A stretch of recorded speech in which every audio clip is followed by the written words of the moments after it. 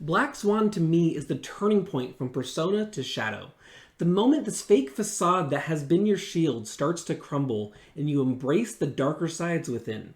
The moment you realize it really isn't about the music anymore and you're terrified of losing that part of yourself and dying your first death. The music video and art film do a fantastic job of visually telling that story, but I think the music itself represents an even larger picture. Alright, let's get started.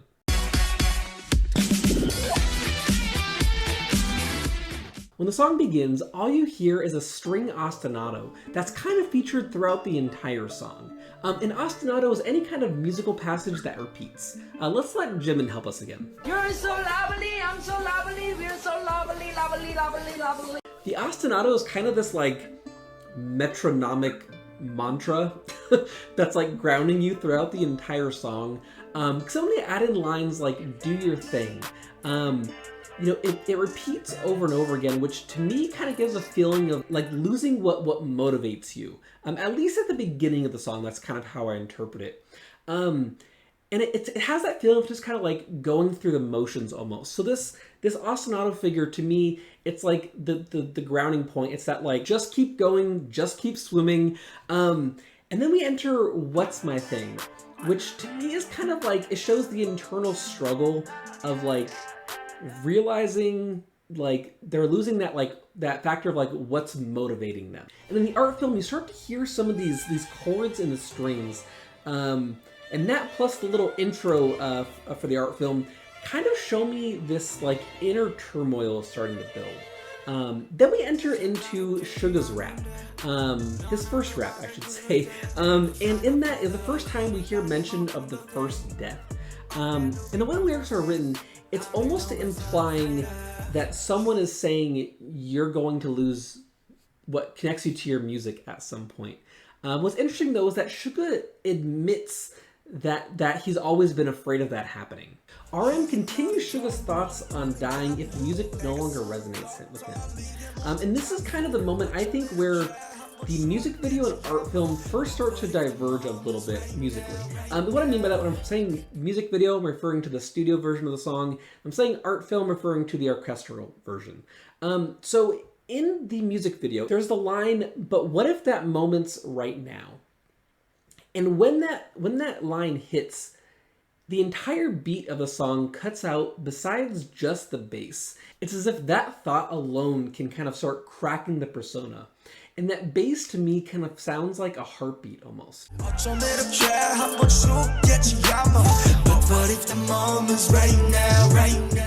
in the art film, the lead violin starts rising and building tension. I should point out that the lead violin to me is almost representing, is kind of the musical equivalent of the main dancer in the art film. Because I think throughout, the lead violin is kind of leading whatever those feelings are, like the idea of like rising up, for example, and then just to fall back down again. And then going out of that, when you get that line of, "But what if this moment's right now?" The entire string section has this big build back up right into the next section, which to me has this feeling of like everything's like racing back again. And then we hit the chorus, which has this general feeling of being trapped or not being able to escape, which I think kind of hints at the idea that the first death is coming. And then you have the line, "In my ears are only slow heartbeats, bump, bump, bump." What's super, super cool that they do in the studio version of the song is on the words "bump, bump, bump," you actually get 3 bass hits. And it's the only time you actually hear the bass go along with the words in this entire section.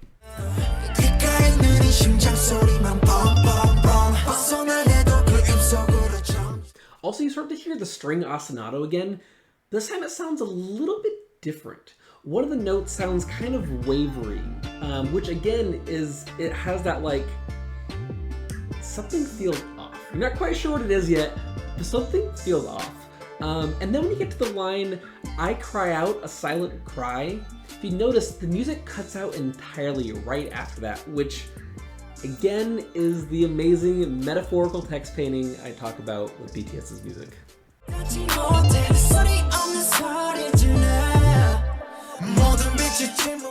For the art film, it's a little bit different.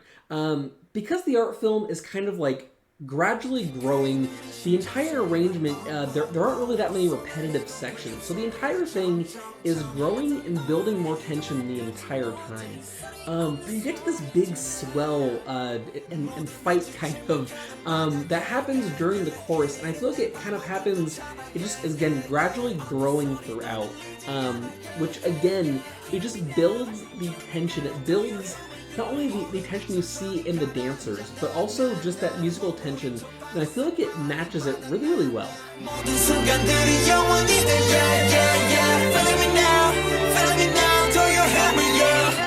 Afterwards, we revisit the "Do Your Thing, What's My Thing" lines. And in the music video, it's interesting, it cuts back down to a very soft place where you again just hear the string ostinato with the lyric "Do Your Thing." After this in the music video, this is where Jimin grows the wings and you don't see the white suits ever again.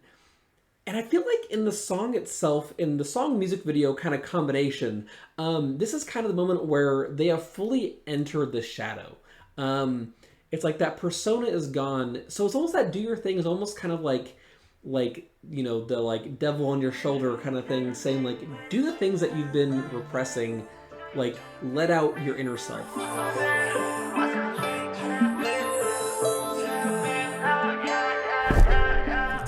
The art film right here though is one of my favorite parts of the entire thing. I love this fast descending string section. It's so dramatic. It matches what's happening in the dance so much. Like again, kudos to the arranger of the music and for the choreography of the dancing. Just, it goes together so well. And to me, the like counterpoint is at its peak. The counterpoint, I mean, is kind of like the inner turmoil I was talking about earlier. Counterpoint is a musical term basically used when you have, like if you ever heard of like counter melody versus melody, if you've heard that before, basically it just means that you have two different musical ideas that are separate but complement each other. Let me give you an example.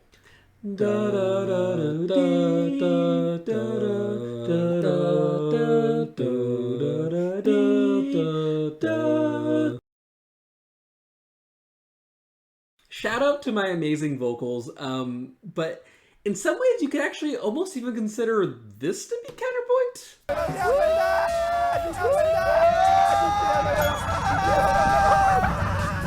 That was honestly one of my favorite episodes of Run BTS. I just needed to find an excuse to play that clip, but I really feel like the screaming at different times kind of works as counterpoint. It does, okay? Just don't question me, it kind of works. Okay, afterwards we enter the Hobie and then Sugar rap, the back-to-back soapy moment, and this, they're rapping different ways, but they both arrive at the conclusion that when they dug deep within themselves, they found themselves. And I think that's, again, that moment of like, when you look within yourself deep enough, you're going to find that shadow part and you have to learn to accept it. So this to me is that first part of acceptance. Now musically, I'm not going to be focusing as much on the music video, the studio version, as much going forward, which I'm going to explain at the end and why I think it's actually significant that I'm not mentioning it. But that being said, let's get back into the art film a little bit because the art film music is just magical. So here we start to hear other string instruments doubling that ostinato, which to me is like it's like supporting it more, which is kind of like, again, considering it's this like metronomic mantra, to me it feels like it's like rising even more to the breaking point, like this thing that's in your head that like just keeps swimming. It's now getting to the point where you're just like yelling, "Just keep swimming," which like, the only way you're ever going to be yelling that is if you're at your breaking point. And the accents and the strings are hitting harder and harder throughout, again, just building this up. And the lead violin starts to kind of break away again and is playing higher and higher as the dancer is breaking away from its, you know, wings, if you will. The other dancers, the ones that represent the shadow, kind of breaking away from that. And it's, again, just building to this huge moment right into the chorus of the song.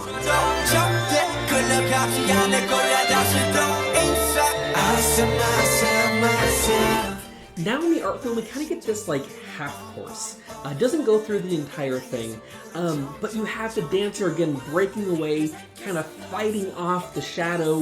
You have this like almost chaotic string parts going on that it gets all that turmoil, all of that like suspense, all of the inner workings of your mind, if you will, are all just kind of coming out in that moment, and it's that breaking free of everything. And then the dancer does kind of break free, and we enter this like interlude kind of section. And in the interlude, it feels like everything is broken apart. Like the dancer is completely free in exploring themselves. The instruments to me represent like the rush of thoughts now that the dancer feels free. And then he decides to go deeper, going down the stairs and eventually embracing the shadow. And then is the epic last chorus. Something interesting here is that this is one of the first times in the song that there's actual vocal harmonies happening. Throughout, it's been very just one voice the entire time, and if there is more than one person singing, they've been singing the exact same line. Here we're starting to get a little bit of harmonies, and the harmony that we're hearing are in octaves. And so octaves in music tend to represent kind of strength and completeness. So it's this, I feel like the idea of embracing the shadow is so shown by that like emotions in the harmony of the vocals.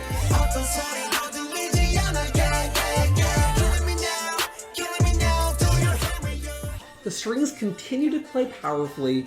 The lead violin is now playing along with the other strings, which again is kind of signifying that like acceptance. It's no longer on its own. And to me, the do your thing now represents kind of an unapologetic do your thing. Like, it doesn't matter what anyone else thinks, just do it. Just do your thing, which I feel like is a message that BTS has often. But just in this moment, to me, it kind of hits even harder considering the context and where, like, within the personality we are in this point of the song. At the very end, you hear all of the strings playing these really low notes as the lead violin kind of soars over the top and the dancer flies.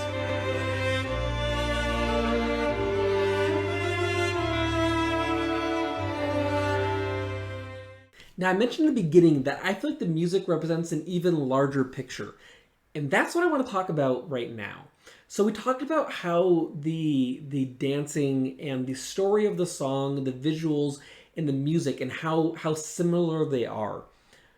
But again, I think there's a bigger picture going on here. The way I see it, the studio version of the music represents the persona, and the orchestral version represents the shadow. So the reason that I think the studio version represents persona is I feel like most of the time when I'm listening to BTS's music, I'm always commenting on the fact that like during each rap section, the beat changes. You have all these different things that are texturally changing in that backing music the entire time. But you don't find that with this song. There's a couple moments that I've already mentioned, but overall, if you were to just listen to just like the karaoke track, if you will, just that backing music, it really doesn't change that much throughout the entire song. It has this feeling of being like very perfect and very polished, like it's a persona. And then on the other side, you have the art film, which again I think is the shadow. And the reason I think that is because the entire time it's very chaotic, almost a little bit spooky at times. It just feels very dark and ominous. And it's taking a lot of risks, which again just kind of feels like the shadow and what the shadow would do if it were music. So, given that the studio version is the persona and the orchestral version is the shadow, where does that leave the vocals? The vocals are the same on both. I think the vocals and the lyrics themselves represent the ego. Now, according to the Society of Analytical Psychology, the ego organizes thoughts and intuitions, and it continues the pursuit of personal identity, When you pair that with the lyrics of Do Your Thing, What's My Thing, you had the self-aware ideas of dying or feeling trapped and then finding yourself. The lyrics are 100% aware of what's happening. They go on to say the ego stands at the junction of the inner and outer worlds.